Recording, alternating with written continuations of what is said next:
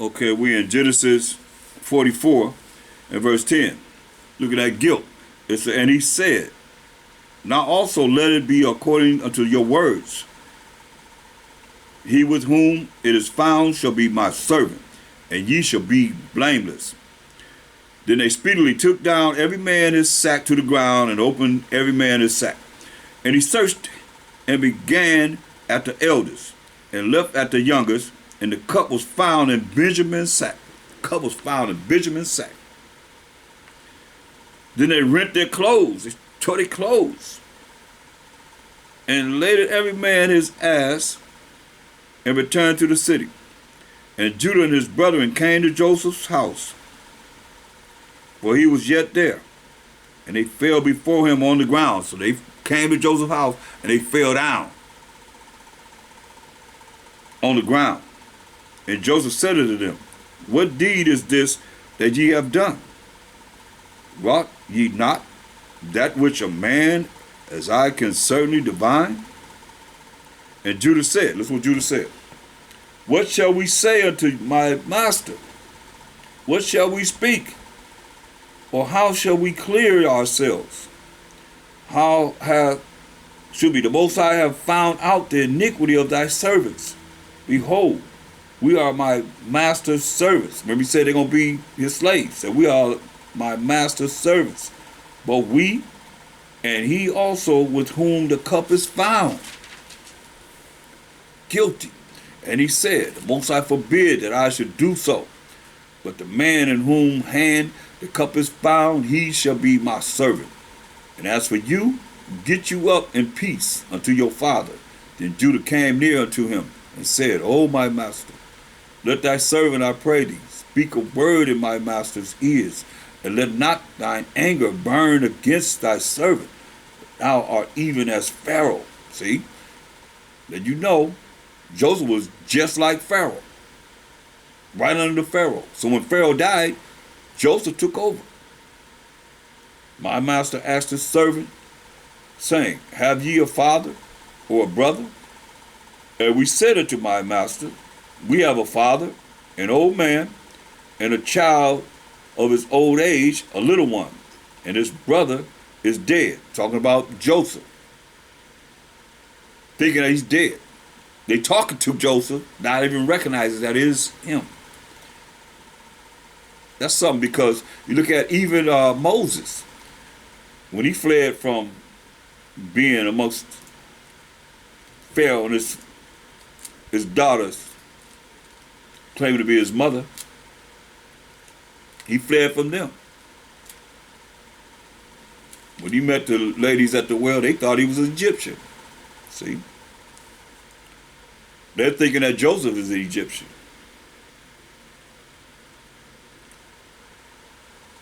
Verse 20, and we said unto my master, we have a father, an old man, and a child of his old age, a little one, and his brother is dead. Talking about Joseph himself, who they talking to. And he alone is left of his mother, and his father loved him. See that? They knew that our forefather Jacob loved Joseph. And thou saidst unto thy servants, bring him down unto me, that I may set mine eyes upon him. And we said unto my master, the lad cannot leave his father, for if he should leave his father would die. Just think about it. All these years, they done lied to our forefather Jacob, saying that Joseph dead. They plotted. They just sold him to the Arabs, and the Arabs sold him to the Egyptians. They took an animal and put blood all over the many colored coat that he had made, forefather Jacob had made Joseph, and gave it to him, said a wild beast killed him. So that's showing their guilt, how they're guilty.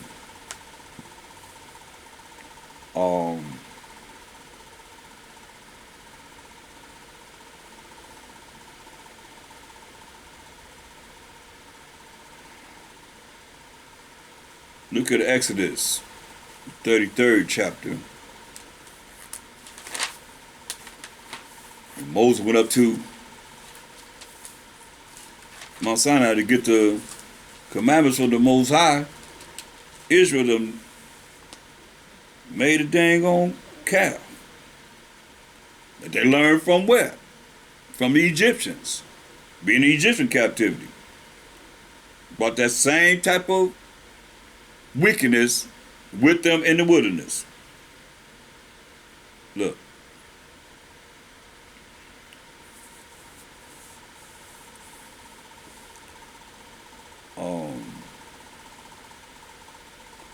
Exodus 33rd chapter. And the Most High said unto Moses, Depart, and go up hence, thou and the people whence thou hast brought up out of the land of Egypt. All 12 tribes were in Egyptian captivity coming out of Egypt, unto the land which I swear unto Abraham, to Isaac, and to Jacob, saying, Unto thy seed will I give it.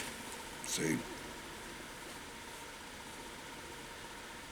And I will send an angel before thee. And this angel that went before us is a Mashiach Yahushua as an angel. And I will drive out the Canaanite, the Amorite, so he used to war, and the Hittite, and the Perizzite, and the Hivite, and the Jebusite. That's why he told the Romans, I could call down 12 legions of angels and wipe all of y'all out. But he didn't come for that purpose. But when he come back this time, we read about him in 2 Peter's 3rd chapter, the 10th verse down. The Hivite and the Jebusite, unto a land flowing with milk and honey. For I will not go up in the midst of thee. Thou art a stiff-necked people. Hear that? Thou art a stiff-necked people, lest I consume thee in the way.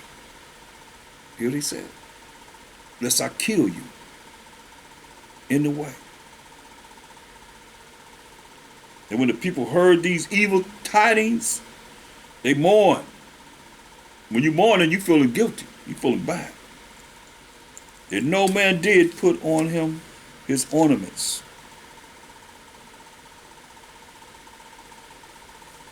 For the Most High has said unto Moses, Say unto the children of Israel, Ye are a stiff-necked people.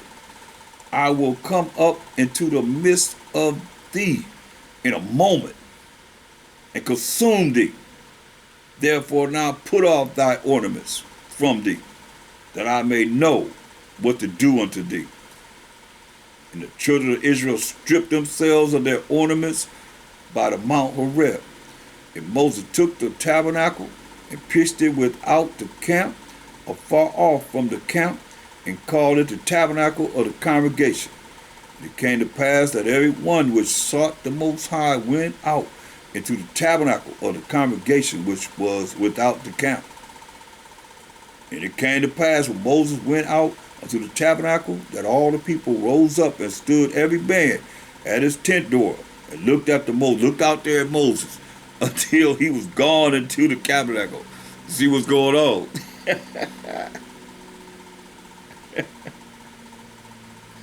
And it came to pass as Moses entered into the tabernacle, the cloudy pillar descended and stood at the door of the tabernacle, and the Most High talked with Moses through the angel. Remember he said he gonna send his angel. Verse 2, I will send an angel, always an angel or a spirit that communicate with us. Like I said, he gonna send the Holy Spirit, an angel. It came to pass, verse 9, as Moses entered into the tabernacle, the cloudy pillar descended and stood at the door of the tabernacle. And the Most High talked with Moses through the angel. All the people saw the cloudy pillar stand at the tabernacle door. That angel was Mashiach Yahushua. Only he's an angel. He's a spirit. He's the spirit of the Most High, the angel of the Most High. And all the people rose up and worshiped, every man in his tent door. See? So, and they had to repent because look what they had did. Moses went up to get the commandments from the Most High. And they built a golden calf. They built a golden calf. Moses, most likely said, get down. That's why he called a stiff neck. They talk about this is who brought us out of the land of Egypt.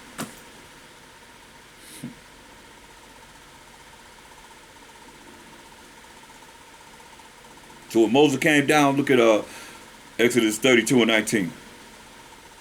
And it came to pass as soon as he came nigh unto the camp that he saw the calf. Moses saw this golden calf and the dancing. They partying. That's why I say the children sat down. They sat down. Let's read it. Well, it tells you in 1 Corinthians, the 10th chapter, about us, the children of Israel. We, the children of Israel. And like you call it, stiff neck, hard hearted, all of that, because that's how we was rolling. 1 Corinthians 10th chapter.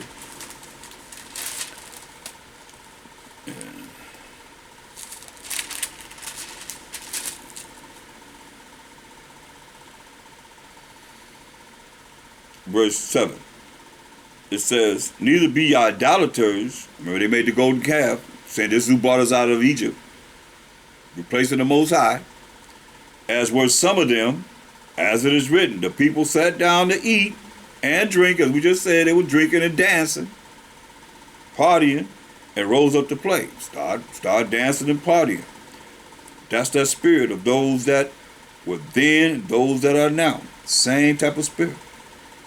Not realizing we so close right now. Man, the hand is right there, the door here, and the hand is right there, knocking on the door to say, get up and go and bring forth everything that is written.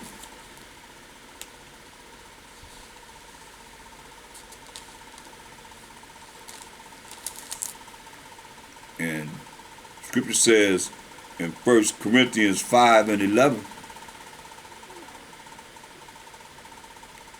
it says, but now I have written unto you not to keep company if any man that is called a brother be a fornicator, or covetous, design everything that somebody have, or an idolater, or a railer, or a drunkard, or an extortioner, with such and one not to eat. No, not to eat. See? You have a right to avoid them. But you see, that's why I was here, because the people sat down to eat and to drink, and he said they would start dancing and partying. They was doing all kind of stuff. You know, beyond that. That's what I say, play. Oh, they was doing a lot. Oh, yeah. So,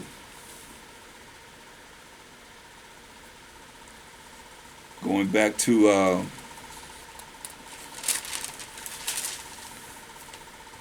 Exodus 32, verse 19, it said, and it came to pass as soon as he came nigh, near to the camp, Moses came near to the camp, that he saw the calf, he saw the golden calf, and the dancing, hear that? Sat down to play. The dancing, and Moses' anger waxed hot. And so the thing about it is, it wasn't just this drinking and eating and drinking. It was like doing sex acts and all that stuff. Can't eliminate that. And Moses' anger waxed hot, and he cast the tables out of his hands. 10 commandments he had, all the laws, statutes, commandments he had, he cast them out of his hands and break them beneath the mount. And he took the calf which they had made, and burned it in the fire, and ground it to powder, and strawed it upon the water, and made the children of Israel drink of it. Hear that? He beat it down to powder and put it in the water. It made the children eat it, drink it. And Moses said unto Aaron, what did this people unto thee, that thou hast brought so great a sin upon us. I said, what did they do to you to make you sin like this, Aaron? And Aaron said, let not the anger of my master wax hot. Thou knowest the people, that they are set on mischief. Hear that? We the Israelites, set on mischief. But they said unto me, make us gods, which shall go before us. For as for this Moses, the man that brought us up out of the land of Egypt, we wot not what has become of him. We don't know what's happened to Moses. They couldn't wait. He was up there, 40 days, 40 nights. They couldn't wait. Impatient. Gotta have it now. Sound familiar? And I said unto them, whosoever have any gold, let them break it off. So they gave it me. Then I cast it into the fire, and there came out this calf. See? And when Moses saw that the people were naked, for Aaron had made them naked unto their shame among their enemies. See, they was naked. And they was naked, you know they wasn't just naked. Then Moses stood in the gate of the camp and said, who is on the most high side? Let him come unto me. And all the sons of Levi gathered themselves together unto him. And he said unto them, thus said the most high power of Israel, put every man his sword by his side, and go in and out from the gate to gate throughout the camp, and slay every man his brother, and every man his companion, and every man his neighbor. Kill them. And the children of Levi did according to the word of Moses, and there fell of the children of the people that day 3,000 men. Moses had said, consecrate yourself today to the Most High, even every man upon his son and upon his brother, that he may bestow upon you a blessing this day. So, stiff-hearted, stiff-necked Israelites, here we are, then and now. So,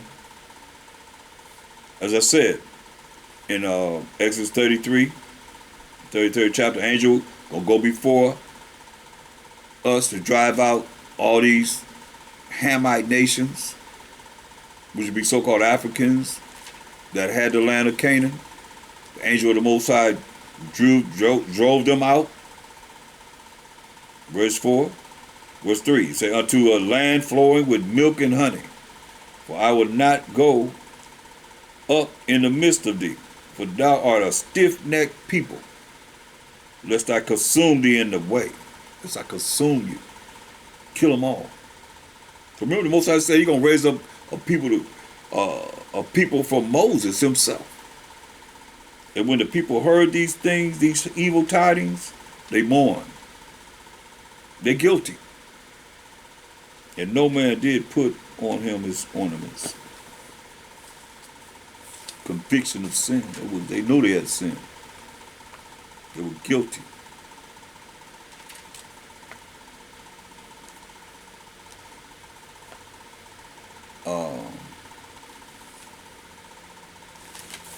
Numbers, the 14th chapter.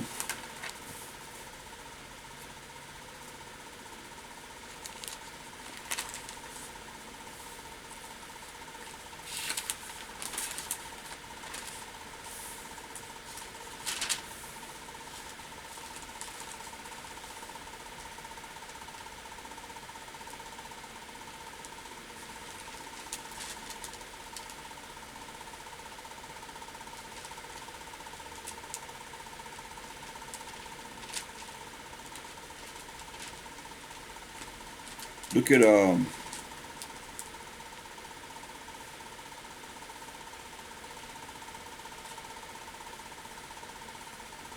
we had went over the how in verse 30 how it says, but the soul that doeth aught presumptuously or willingly, whether he be born in the land or a stranger, the same reproaches the Most High. He disgraces the Most High. See, that's the whole thing that you got to look at in us being called into this as Israelites. Things that we do is a reproach to the Most High. But if you don't think about the Most High and you do what you do, then when he bring the judgment upon you, because of the fact that you're disgracing him, giving him a middle finger, there's nothing really could be done. Nothing really could say. Because this is what we've done over and over again. They reproach the Most High, and that soul shall be cut off from among his people. Because he hath despised the word of the Most High, and hath broken his commandment, that soul shall be utterly cut off. His iniquity shall be upon him. See? So, look at verse 37 on down of Numbers the 14th chapter. It says, Salakia, I'm in 15. I need to be in 14. But I'm at 15 anyway. Let's look at what he told us in verse 37 on down, since the Spirit brought it out. And the Most High spake unto Moses, saying, Speak unto the children of Israel, and bid them that they make them fringes in the borders of their garments throughout their generation until now, even now. Make fringes in the borders of their garments throughout their generations, and that they put upon the fringe of the borders a ribbon of blue. So you got to put, like you have the fringe, you put a ribbon of blue on the fringe, right there, ribbon of blue on the fringe. This part of the law, but see why he's telling us to do this.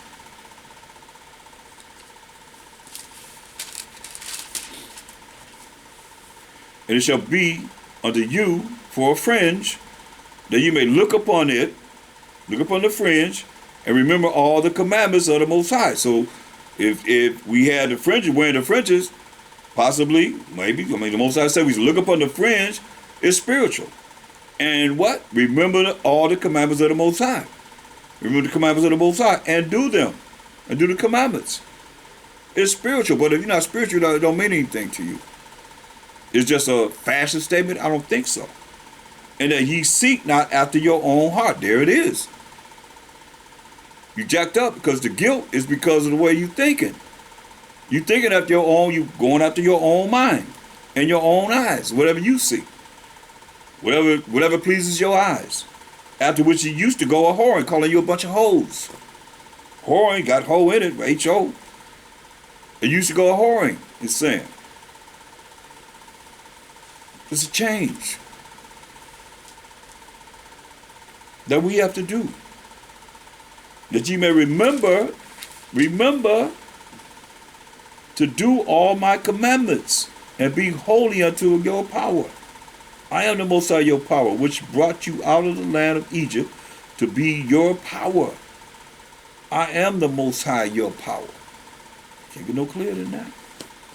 The Most High say he's our power. The power of powers.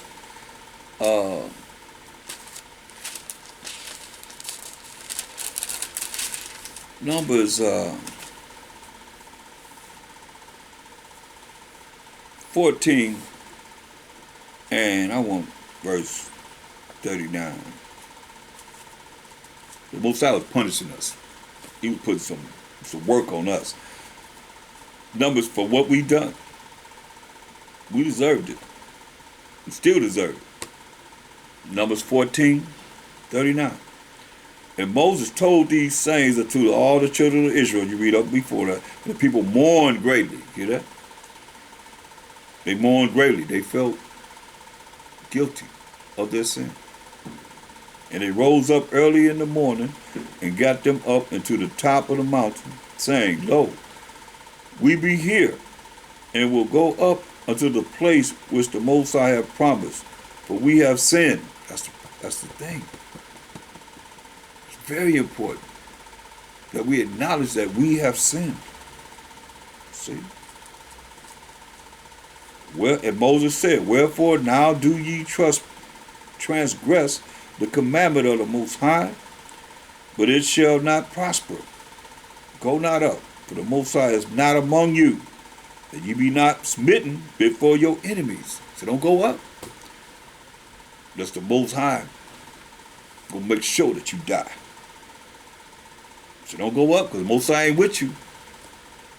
You're going to be smitten before your enemies. He say, for the Amalekites and the Canaanites are there before you, and ye shall fall by the sword, because ye are turned away from the Most High. Therefore the Most High will not be with you. And that's something, for the Most High not to be with you. It tells you in Hebrews 10:31, it's a fearful thing to fall into the hands of living power.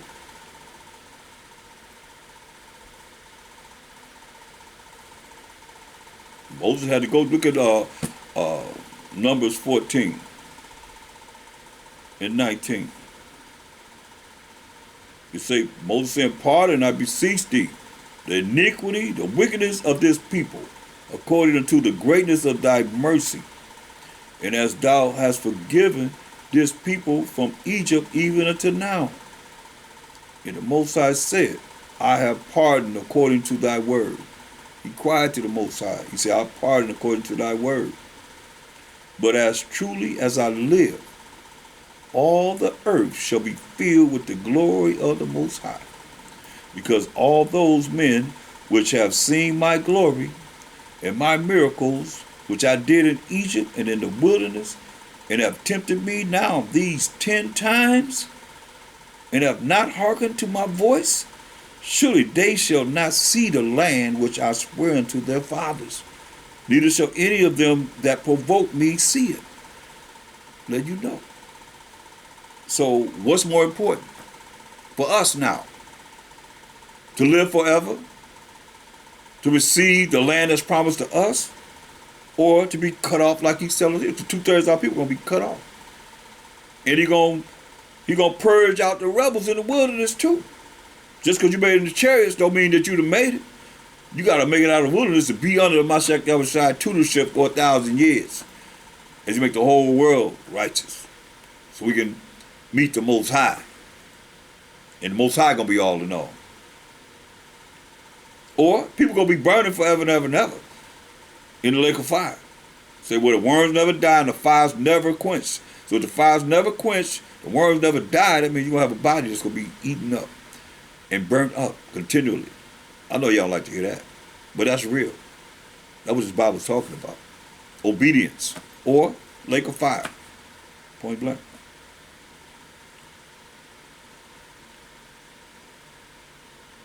That's why he says, surely they shall not see the land which I swear unto their fathers, neither shall any of them that provoked me see it.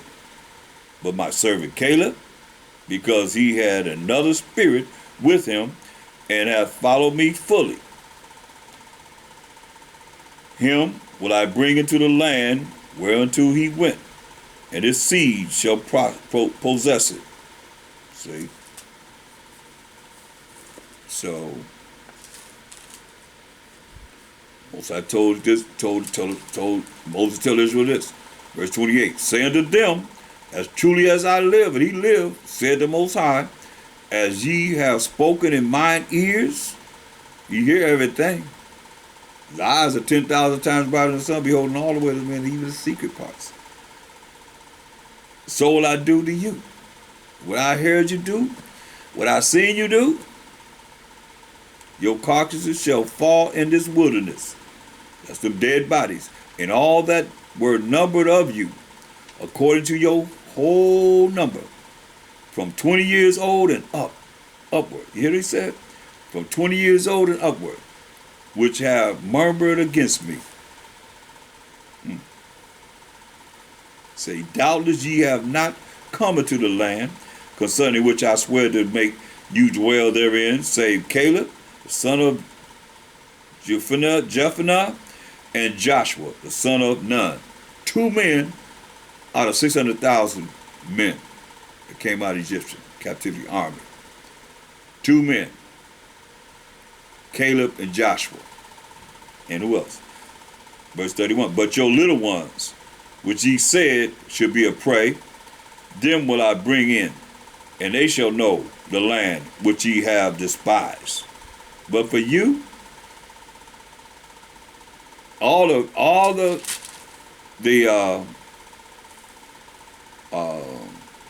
599,998 men of our army and all the women. But as for you, your carcasses, they shall fall in this wilderness. That's something. And your children shall wander in the wilderness 40 years and bear your whoredoms. See that? Whoredoms. Going against the Most High. And they will sacrifice the children into the fire. Bear your whoredoms until your carcasses be washed in the wilderness. Wasted in the wilderness. Salaki. Till they die.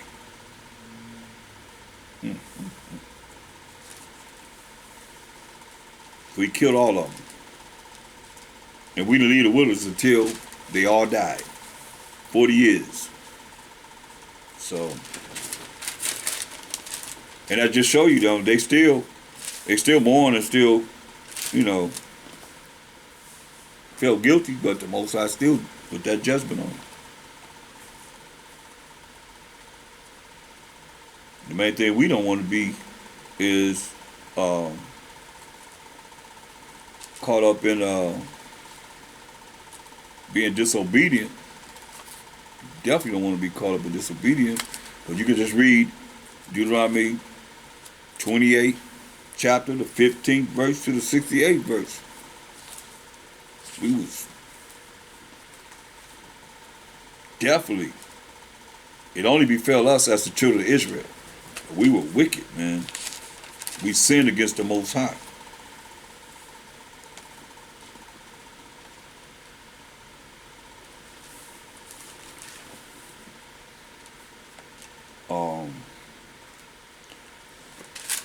Look at 2 Samuel's. What is 2 Samuel? You know about King David. When you look at King David, he was really, when you read the Psalms and so forth, he's really remorseful and crying out to the Most High for his sin and him doing what he did. And an adultery with Bathsheba and having her husband Uriah put to death.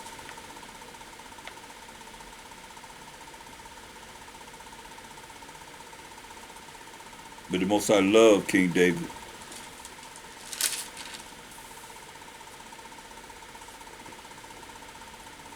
And he forgave him.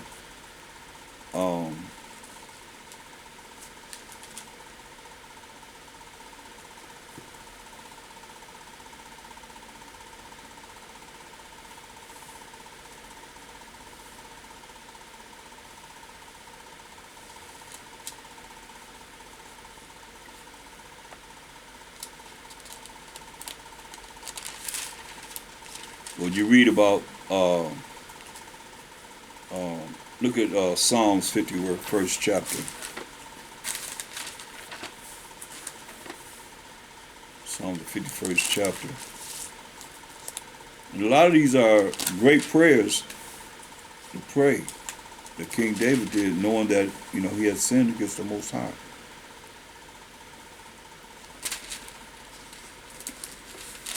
Psalm 51. When it says, have mercy upon me, O Most High, according to thy loving kindness, according to the multitude of thy tender mercies. Blot out my transgressions, blot out my sins. Wash me thoroughly from mine iniquity, and cleanse me from my sin. See the way you are washed. Wow. Oh, praise the Most High. I turn the page and it's right there. The precept, Ephesians 5:26. What are the chances of that? It happens over and over again. All praise the Most High. It says Ephesians 5:26 that he might sanctify and cleanse it. How? With the washing of water by the word. You see, that's how you clean up, by the word. But you got to understand, you got to be taught the word. You got to be knowing, how this Bible is a puzzle and how to dissect it. So going back to Psalms, the 51st chapter, you know, it was after Nathan that came to him after he had slept with Bathsheba, Uriah's wife. He said, have mercy upon me, O Most High, according to thy loving kindness, according unto the multitude of thy tender mercies, blot out my transgressions. Wash me thoroughly from mine iniquity, and cleanse me from my sin. It says, for I acknowledge my transgressions, and my sin is ever before me. See, he got that guilt. Against thee only, have I sinned, because he committed adultery and murder. He had Uriah put on the front line and told Joab, his top soldier, pull back. Had him in pull back. Ammonites killed him. Against thee only have I sinned, and done this evil in thy sight, that thou mightest be justified when thou speakest, and be clear when thou judgest. Behold, I was shapen in iniquity, and in sin did my mother conceive me. Behold, thou desirest truth in the inward parts, and in the hidden part thou shalt make me to know wisdom. Purge me with hyssop, and I shall be clean. Wash me, and I shall be whiter than snow. Make me to hear joy and gladness, that the bones which thou hast broken may rejoice. Hide thy face from my sins, and blot out all mine iniquities. Because say this is a great prayer for guilt, feeling guilty of sin. Create in me a clean heart, a clean mind, O Most High, through the word, as we just read. He just took us there, Ephesians 5:26. And renew a right spirit within me. Cast me not away from thy presence, and take not thy Holy Spirit from me. Restore unto me the joy of thy salvation, and uphold me with thy free spirit. Then will I teach transgressors thy ways, and sinners shall be converted unto thee. Deliver me from guiltiness of Most High, O Most High, thou power of my salvation, and my tongue shall sing aloud of thy righteousness. O Most High, open thou my lips, and my mouth shall show forth thy praise. But thou desirest not sacrifice, else would I give it. Thou desirest not in burnt offerings. The sacrifice of the Most High are a broken spirit, a broken and a contrite heart of humility. O Most High, thou wilt not despise. Do good in thy good pleasure unto Zion. Build thou the walls of Jerusalem. Then shalt thou be pleased with the sacrifices of righteousness, with burnt offering and whole burnt offering. Then shall they offer bullocks upon thine altar for the forgiveness of sins. So, like I said, that's a prayer that David prayed, you know.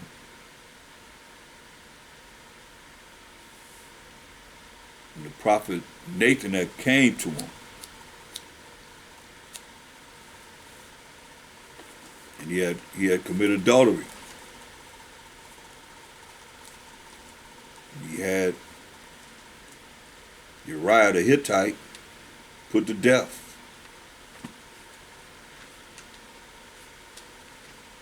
Go to 2 Samuel, the 12th chapter.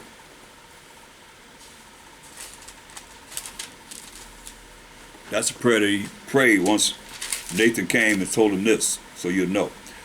2 Samuel 12:1. And the Most High sent Nathan unto David. And he came unto him and said unto him, there were two men in one city, the one rich and the other poor. So there's two men. One is rich. One got a lot of money, which is King David. To give you a heads up on what it's talking about. And the other poor, Uriah. He was a poor man. Like it is in days time, you know. Somebody might have money. Some man might be poor. And the woman was married to the poor man. The rich man had exceeding great many flocks in the herds, or he had a lot of money. But the poor man had nothing. He ain't have nothing say that one little ewe lamb. Just had that one little lamb. The rich man had a lot of flocks, but the poor man only had that one ewe lamb, which he had brought and nourished up. He nourished her up. And it grew up together with him. They was growing together with him. And with his children. He had children too. It did eat of his own meat. And drank of his own cup. And lay in his bosom. And was unto him as a daughter. Probably a younger woman. This poor man had her. Or his wife had children. He had children and everything. He loved her just like a daughter. It was his wife though. And there came a traveler unto the rich man, and he spared to take of his own flock, of his own herd. So he got all this wealth and riches and money, and he even take of his own flock. Go get a lamb from his own flock. And of his own herd, to dress for the wayfaring man that was coming to him. He didn't take of his own flock for the wayfaring man that was coming to him, but took the poor man's lamb. Took the poor man's only ewe lamb instead of one of his own, and dressed it for the man that was come to him. That's the story Nathan told David. Parable. And David's anger was greatly kindled against the man. And he said to Nathan, as the Most High liveth, the man that hath done this thing shall surely die. So he's putting condemnation, he's putting death on his own self. So he's talking about him. And he shall restore the lamb fourfold. Fourfold, so the one lamb gonna be four. Because he did this thing. And because he had no pity. Had no pity. And Nathan said to David, thou art the man. Uh-oh. Nathan told David, you are the man. Thus said the Most High power of Israel. I, who is the Most High? The Most High anointed thee king over Israel. And I, who is the Most High delivered thee out of the hand of Saul, saved him from Saul trying to kill him. Our first king, Saul, jealous of David, wanted to kill him. Most High saved him from the hands of Saul.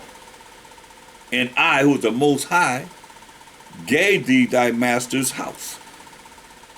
So the Most High gave King David Saul's house. Not only that, he said, and thy master's wives into thy bosom. So he gave the Most High, the I is the Most High, gave King David Saul's wives, plural. So when somebody say you can't have more than one wife, the Most High, you got to deal with the Most High on this. Because they said the Most High gave King David Saul's wives, plural, into his bosom. See, the problem with a lot of people, they don't realize that we're not supposed to be dealing with these other nations. Because they're going to turn your mind away from following the Most High. Or any Gentile woman that's like another nation would turn your mind away from following the Most High, keeping these laws, statutes, commandments. What's the difference between a Gentile woman that's of another nation outside the 12 tribes of Israel, or an Israelite that's still dealing with a worldly perspective of how she want to live or how they want to deal? What's the difference? Ain't no difference. Still the same thing, brothers. So, and sisters. He said, I gave thee thy master's house and thy master's wives into thy bosom, and gave thee the house of Israel and of Judah. all 12 tribes, the northern tribes and southern tribes. And if that had been too little in giving him his master's house and his master's wives, if that had been too little, I would moreover have given thee such and such things. I'd have gave you more than that.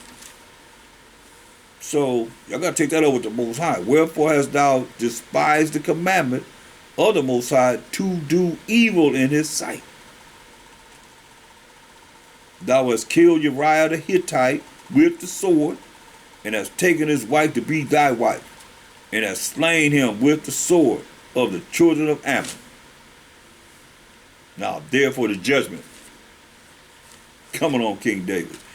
And now therefore the sword shall never depart from thine house. Woo. Because thou hast despised me, and hast taken the wife of Uriah the Hittite to be thy wife. Thus said the Most High, behold, I will raise up evil against thee out of thine own house. Well, this is why David was crying in Psalms 51st chapter, so you know. Thus said the Most High power, behold, I will raise up evil against thee out of thine own house. And I will take thy wives, that's your wives, plural, before thine eyes, and give them unto thy neighbor. And he shall lie with thy wives in the sight of this sun. In front of everybody. That's what he's saying.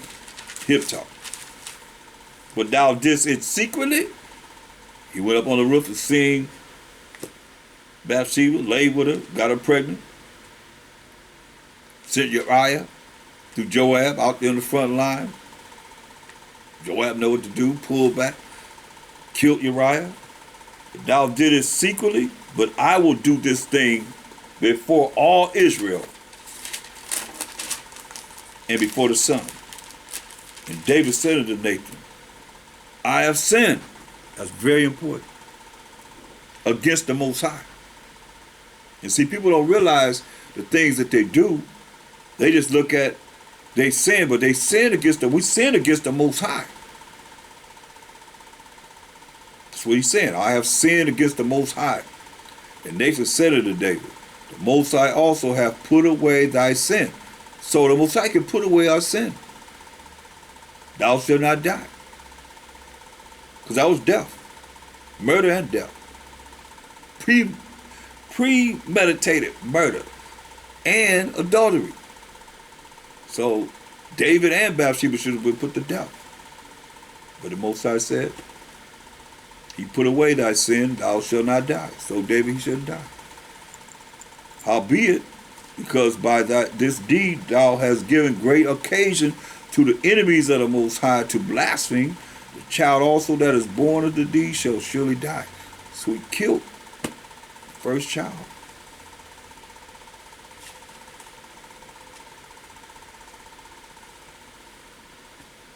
That David and Bathsheba had. But listen to what he said. And Nathan departed unto his house, and the Most High struck the child that Uriah's wife bare unto David, and it was very sick. So he even acknowledged that she was even his wife. But at the same time, killed the firstborn son, but the nextborn son was Solomon, who the Most High loved. So that's why I say his ways and thoughts are not our ways and thoughts. We just have to know that we have an awesome power. And we have to not fall into allowing ourselves to be polluted. Because I mean, if you love this world, then this is all you have. This is your consolation right now. Everything that we do is being written in the books. So we have to be very aware of what we do. Look at go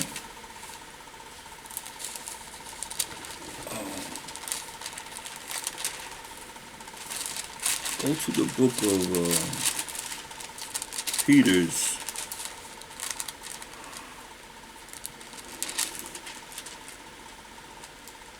I want to look at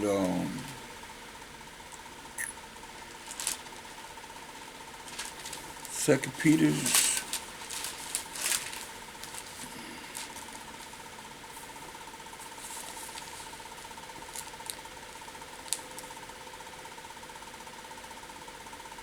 Look at Peter, I want to read 2 and 9. And it reads, the Most High knoweth how to deliver the righteous out of temptations. See? The Most High knoweth how to deliver the righteous out of temptations, and to reserve the unjust until the day of judgment to be punished. See? So it says, but chiefly them that walk after the flesh in the lust of uncleanness, sinning, and walking after the flesh, desiring the things, sex, all kind of sex acts and so forth, adultery, and like I just went over the lesson, adultery and fornication and all of those things, that's unclean, and despise governments, presumptuous are they, self-willed, prideful, don't do whatever they want to do, however they feel. They are not afraid to speak evil of dignities, whereas angels, which are greater in power and might, bring not railing accusations against them before the Most High. Not railing accusations against them before the Most High. But these are natural beasts, made to be taken and destroyed. Speak evil of the things that they understand not, and shall utterly perish in their own corruption, and shall receive the reward of unrighteousness, as they that counted pleasure to ride in the daytime. Spots they are, and blemishes, sporting themselves with their own deceivings while they feast with you, eating with you, but they still, doing these things. What? Having eyes full of adultery, and that cannot cease from sin. They can't cease from sin. The eyes full of adultery, women that's married laying down with another man, married men laying with other men's women, and that cannot cease from sin. They cannot cease from sin. Beguiling unstable souls. Hear that? Fooling unstable souls. Those that don't have a true foundation with the Most High, the Mashiach Yahushua, unstable souls, wishy-washy people. People that, like I tell you in James, how they going this way, that way, tossed to and fro. Every wind of doctrine and so forth. In heart or mind, they have exercised with covetous practices, cursed children. Hear that? Cursed children, which have forsaken the right way and are gone astray, following the way of Balaam, the devil, the son of Besor, who loved the wages of unrighteousness. See? That's why we can't be like this. We gotta look at what it is that's gonna profit us. That's why it says, 2 Peter 2 and 21. Say, for it had been better for them not to have known the way of righteousness, been better for them not to know this truth, the law, such commandments of the Most High, the way of righteousness, than after they have known it,